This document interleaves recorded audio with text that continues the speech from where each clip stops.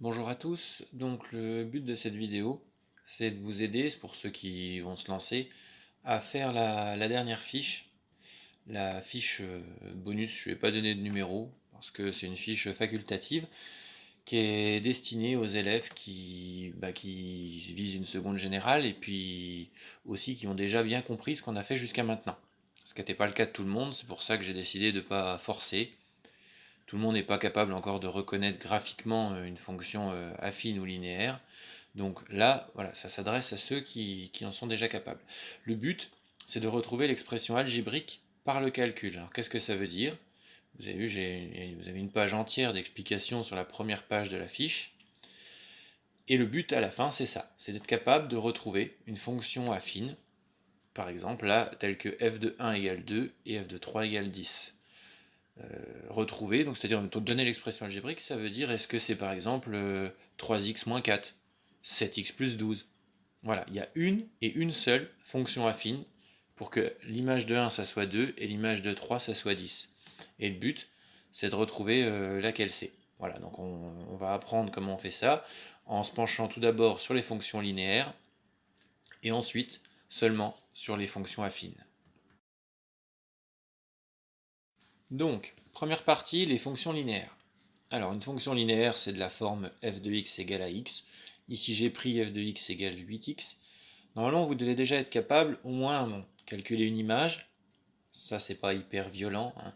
F de 10, ça fait donc 8 fois 10, donc 80.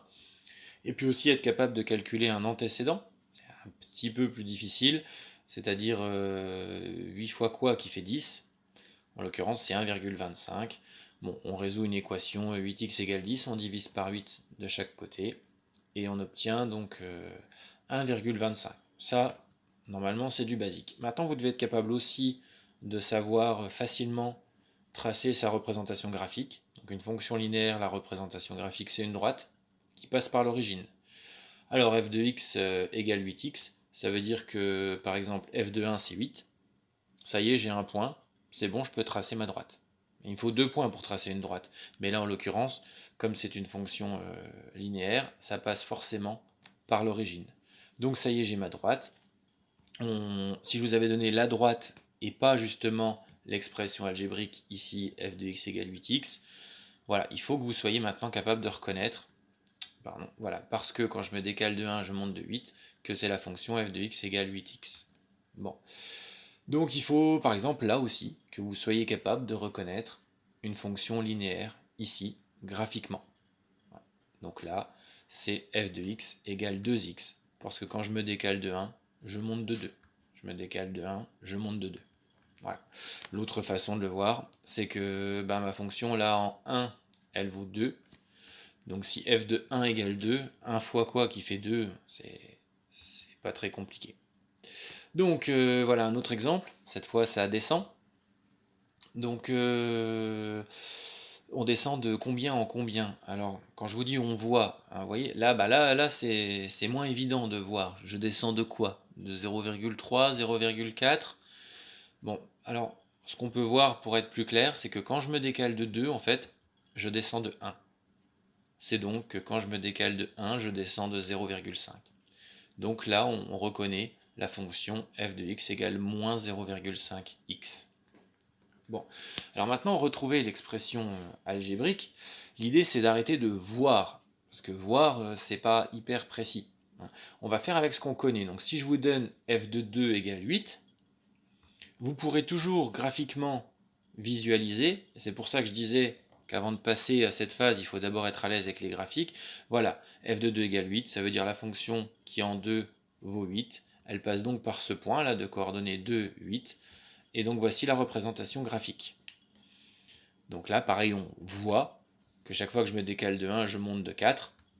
Je me décale de 1, je monte de 4. Donc c'est la fonction f de x égale 4x. Dernière solution, comme tout à l'heure. On peut aussi voir que quand en 1, la fonction vaut 4. Donc si f de 1 égale 4, 1 fois quoi qui fait 4? Mais c'est 4. Bon, on aurait pu aussi, sur ce coup-là, 2 fois quoi qui fait 8? On aurait pu aussi voir que c'était 4x assez facilement.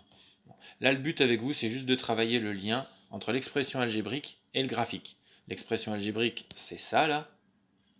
F de x égale 4x, c'est ça. Voilà, et nous, ce qu'on va vous donner, c'est f de 2 égale 8, et à vous de vous débrouiller. Bon. Un autre exemple, un peu plus compliqué, f de 5 égale 7. Alors, ça donne quoi graphiquement? Ça donne une droite qui passe par le point de coordonnées 5, 7. Voilà la droite. Et alors là, quand je me décale de 1, je monte de quoi? Voilà, on arrive aux limites de ce qu'on peut voir. Alors, ce qu'on sait de manière certaine, grâce à l'énoncé, c'est que quand je me décale de 5, je monte de 7. Alors, de combien je monte à chaque fois pour qu'en 5 fois, je puisse monter de 7? On divise 7 par 5 et ça fait 1,4. Un autre exemple, g de 3 égale moins 12. Donc cette fois, on va passer par ce point ici. En 3, ça vaut moins 12. Donc clairement, ça descend. Et pareil, ça descend de combien en combien?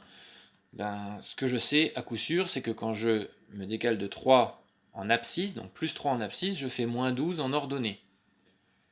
Bon, donc ça veut dire que je descends de moins 4 en moins 4, comme ça en 3 fois moins 4, moins 12. Voilà.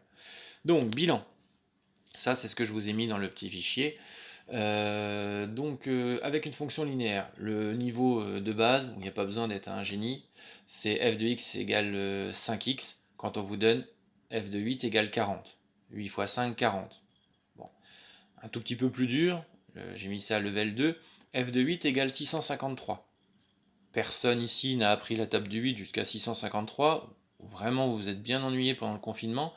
Donc on cherche 8 fois quoi qui fait 653. D'ailleurs, c'était même pas dans les tables puisque ça tombait pas juste. C'était 81,625. Pour le retrouver, on fait 853 divisé par 8. Là, on peut s'imaginer le graphique, hein, c'est-à-dire que on va se décaler de 8 rangs vers la droite pour monter de 653. Mais maintenant, on est capable de le faire juste par le calcul. F de x égale 81,625x.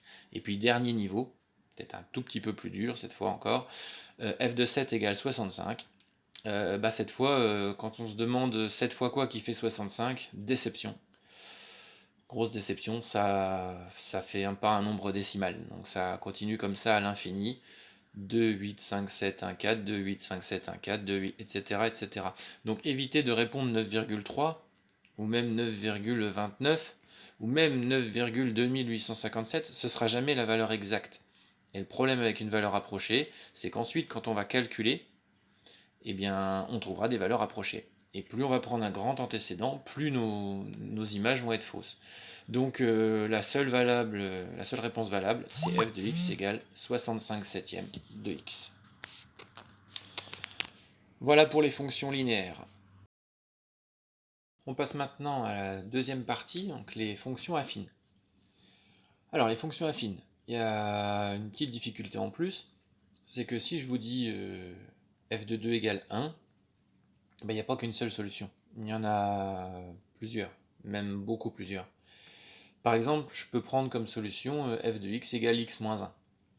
Parce que f de 2, ça fera 2 moins 1, ça fait bien 1. Pas de problème. Je vous ai mis sa représentation graphique. Donc une fonction qui monte de 1 en 1 et qui a pour ordonnée à l'origine moins 1. On voit que cette fonction passe par le point de coordonnées 2, 1. Donc elle vérifie bien f de 2 égale 1. Graphiquement, voilà ce que ça donne. J'aurais pu aussi vous donner f de x égale 2x moins 3 par le calcul. 2 fois 2, 4, moins 3, 1. Bingo. Graphiquement, sa représentation graphique passe aussi par le point de coordonnées 2, 1. Puis pourquoi pas 3x moins 5? Ça fonctionne, faites les calculs ou regardez le graphique. Pourquoi pas une fonction linéaire aussi? 0,5x, ça fonctionne. 2 fois 0,5, ça fait bien 1. Et puis pourquoi pas des fonctions affines avec des pentes négatives? Pourquoi s'en priver? Là c'est moins x plus 3. Ou encore celle-là, moins 1,5x plus 4. Ou encore celle-là. Je n'ai aucune idée de l'expression, mais c'est pas grave. Vu que ça passe par le point de coordonnées 2, 1, c'est forcément que c'est la représentation graphique d'une fonction affine, telle que f de 2 égale 1. Bon, alors, regardez ici. Donc, maintenant, la seule solution enfin si on veut avoir une seule réponse, une seule fonction affine, si on veut définir donc, une seule fonction affine, c'est de vous donner une deuxième information. Ici, f de 5 égale 10. Ça veut dire, graphiquement, une fonction qui va passer par ce point. Voilà. Donc là, graphiquement, on voit qu'une seule de toutes ces droites vérifie les deux conditions, c'est la droite verte, et ça correspond donc à la fonction f de x égale 3x moins 5. Maintenant, on peut vérifier ça aussi tout simplement par le calcul. Si on prend 3x moins 5, 3 fois 2, 6, moins 5, 1, yes. 3 fois 5, 15, moins 5, 10, yes. Si on prend par contre f de x égale 2x moins 3, 2 fois 2, 4, moins 3, 1, c'est bon. 2 fois 5, 10, moins 3, 7.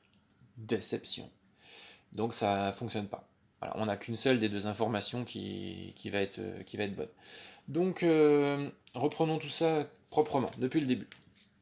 Qu'est-ce que je vais vous donner moi comme information? Je vais vous donner f de 2 égale 1. Graphiquement, voilà ce que ça donne. Et f de 5 égale 10. Voilà aussi ce que ça donne. Alors, l'idée c'est que vous ne soyez pas obligé de vous dessiner un graphique, enfin même vous n'allez pas le faire du tout.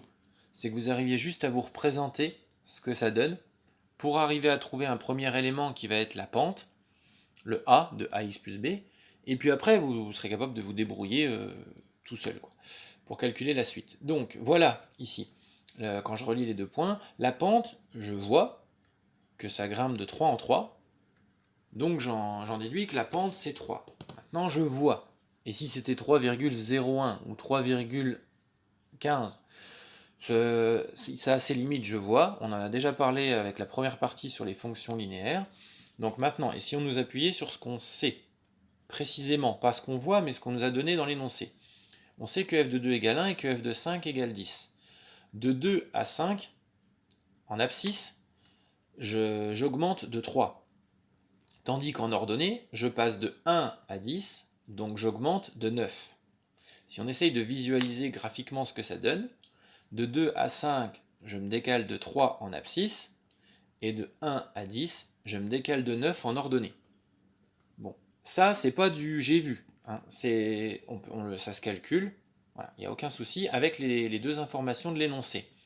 Et donc là, c'est pas je vois que ça grimpe de 3 en 3, c'est plus 3 en abscisse pour aller à plus 9 en ordonnée. Je vous renvoie à ce qu'on a vu sur les fonctions linéaires, parce que même si une fonction affine ne représente pas une situation de proportionnalité, on dit que les accroissements sont proportionnels. C'est-à-dire, si je me décale de 3, je monte de 9, si je me décale de 6, je vais monter du coup de 18, si je me décale de 30, je vais monter de 90, etc. Donc, en l'occurrence, si quand je me décale de 3, je monte de 9, de 3 à 9 c'est x 3, c'est donc bien que je monte de 3 en 3. Donc ma fonction, elle est du type f de x égale 3x plus b. Si ça c'est clair pour vous, eh ben, vous avez déjà fait les 3 quarts du boulot, quoi. Voilà, une fois que vous avez cette pente de 3. Ensuite, il ne restera plus qu'à calculer b. Mais ça, alors là, on la voit aussi, encore que, hein, c'est pas sûr et certain, on peut calculer b assez facilement. Donc, voilà, je fais abstraction du reste du graphique, je veux juste que vous ayez ça à l'esprit. Et à terme, vous aurez pu à le dessiner, vous représenterez juste, quand je me décale de 3 en abscisse, j'augmente de 9 en ordonnée, donc de 3 pour aller à 9, c'est 3, la pente, c'est 3. Ensuite, calculer b, c'est assez simple. On sait que f de 2 égale 1, donc quand je vais faire avec 3, ça va faire 3 fois 2, 6. Pour aller à 1, ben, il faut retirer 5. Voilà, donc b, voilà, ça on s'en sert même plus. Voilà, on se sert que des données d'énoncé, donc 3 et 9, qu'on calcule avec 2, 5 et 1, 10. Et donc on a b moins 5. Parce que 3 fois 2, 6. Pour aller à 1, il faut retirer 5. On vérifie avec la deuxième si ça fonctionne. Ça, ne zappez pas cette étape, elle est importante. 3 fois 5, 15. Moins 5, 10. C'est bon. J'ai bien trouvé une fonction qui vérifie à la fois f de 2 égale 1 et f de 5 égale 10. Alors, un dernier exemple pour la route, avec une pente négative. Cette fois, f de moins 3 égale 8, donc je place mon point. F de 4 égale moins 6, je place mon point. Donc, voilà ce que ça donne en représentation graphique. Mais, je vous l'ai dit, l'idée c'est que vous n'ayez pas à dessiner, à sortir le cahier, le repère, la totale pour voilà, à chaque fois. Ce que vous avez juste à avoir en tête graphiquement, c'est que donc en abscisse on va se déplacer de -3 à 4. Donc on va se déplacer de 7 vers la droite. Pendant ce temps-là, en ordonnée, quand on passe de -3 à 4, on va passer de 8 à -6. Donc cette fois on descend. On descend de 14. Voilà. Donc ma fonction, quand elle se déplace de 7 vers la droite, elle descend de 14. Voilà ce que ça donne. Alors là, c'est quoi la pente? Pareil, je vous renvoie à ce qu'on a vu sur les fonctions linéaires. De plus 7 en abscisse à -14 en ordonnée, c'est forcément qu'on a une pente de -2. 7 fois -2 qui fait -14. Pour descendre de 14 en 7 coups, c'est qu'on descend de 2 en 2. Voilà. Là, cette fois, c'est pas je vois, hein, je suis capable de le calculer. -14 divisé par 7, c'est -2. Et une fois qu'on a trouvé la pente, mais je vous le redis, ça doit être la partie après la plus facile, on remplace. Donc si c'est -2x plus b en -3, ça va faire -2 fois -3, ça fait 6. Et donc c'est combien b? Ben, c'est 2. C'est comme ça, 6 plus 2, ça fait 8. Voilà. On n'oublie pas de vérifier avec la deuxième si ça fonctionne aussi. -2x, donc avec 4, ça fera -2 fois 4, -8. Et -8 plus 2, -6. Yes, on est bon. Voilà.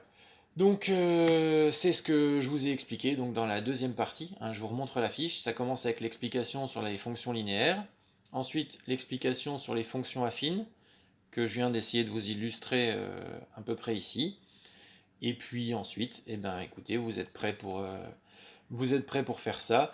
Les 5 premières questions, je vous ai mis des valeurs qui tombent justes, les 2 suivantes un petit peu moins justes, et puis les 2 dernières, un petit peu plus beaucoup juste du tout. Bon bah vous faites de votre mieux, et puis vous m'envoyez sur le cahier de texte les réponses que vous avez trouvées.